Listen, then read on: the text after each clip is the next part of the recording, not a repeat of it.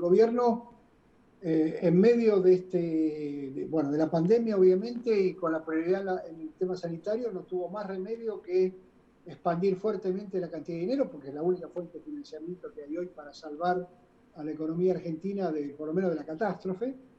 Y esa expansión monetaria genera un excedente de liquidez. El gobierno intentó bajar muy fuerte las tasas de interés, cosa que tentación en la que caen siempre los bancos centrales.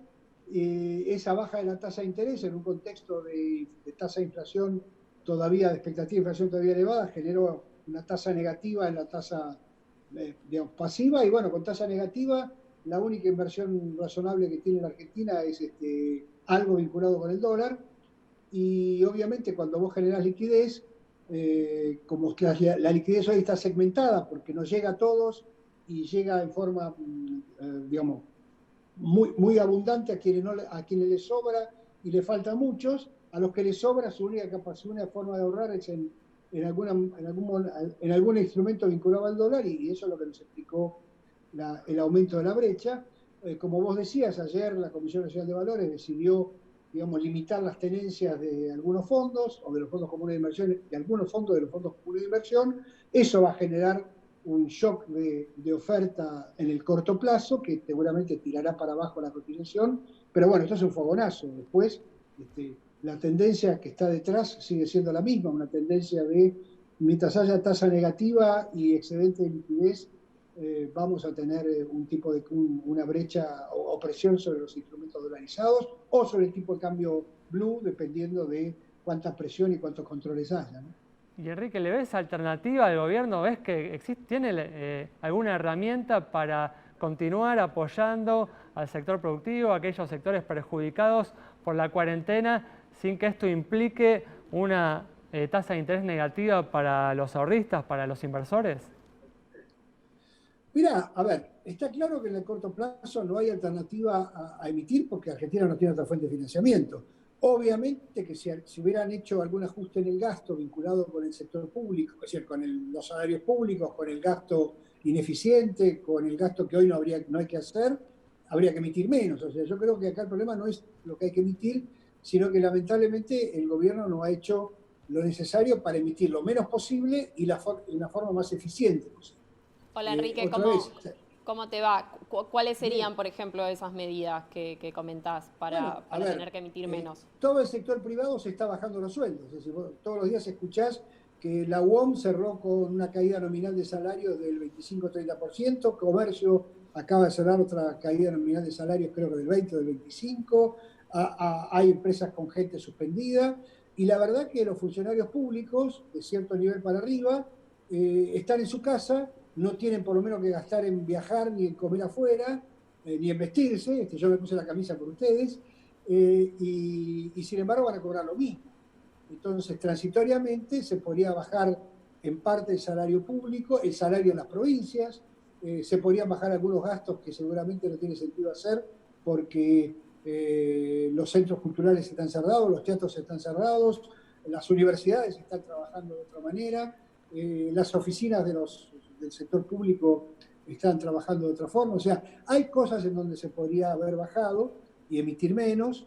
Se podría haber, insisto, me parece que todo este mecanismo de usar a los bancos en el medio para prestarle plata a empresas que no están funcionando, que no tienen ingresos, genera trabas burocráticas que hace que otra vez la liquidez se segmente. O sea, hay temas instrumentales. O sea, conceptualmente no hay otra forma que emitir mucha plata, pero por supuesto siempre es mejor emitir 9 que 10, y creo que ahí no se ha hecho mucho esfuerzo.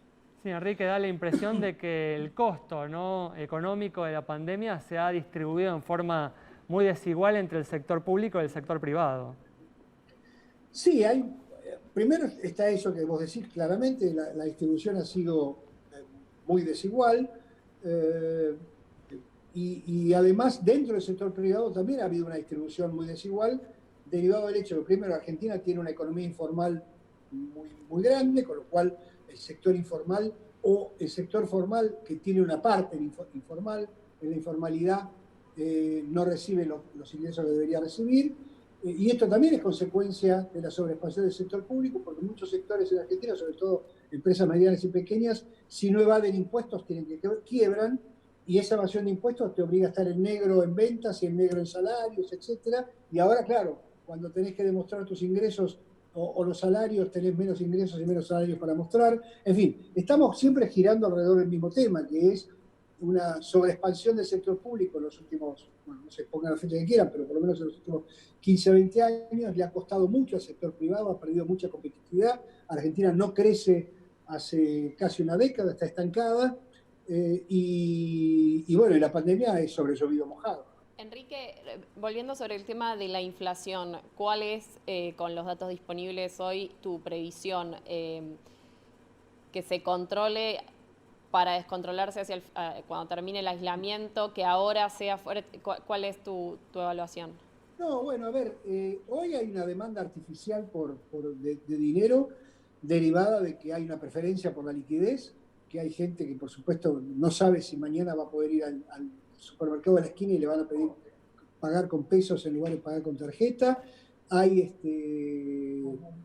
todo un proceso de segmentación de acceso al mercado, a los pesos físicos. Entonces, y hay recesión, una fenomenal recesión, más que recesión, una depresión, porque no es solamente que no hay demanda, sino que no se puede producir. Entonces, en ese contexto, hoy posiblemente la tasa de inflación sea mucho más baja, pero claramente estamos acumulando para el futuro una presión importante de excedente de dinero, y cuando esto se normalice va a generar un problema, ¿no? O por lo menos va a haber que encontrar una solución. En las últimas semanas también, Enrique, se ha visto que el aumento, ¿no?, de la brecha cambiaria desincentivó la liquidación, ¿no?, de exportaciones, y las reservas internacionales del Banco Central cayeron cerca de 300 millones de dólares. Vamos hacia una mayor suba todavía del dólar oficial, lo que también podría alimentar más adelante la inflación. Bueno, cada vez que tenés brechas crecientes, claramente tenés un problema vinculado con el saldo comercial, porque los exportadores demoran la liquidación y porque los importadores apuran los pagos.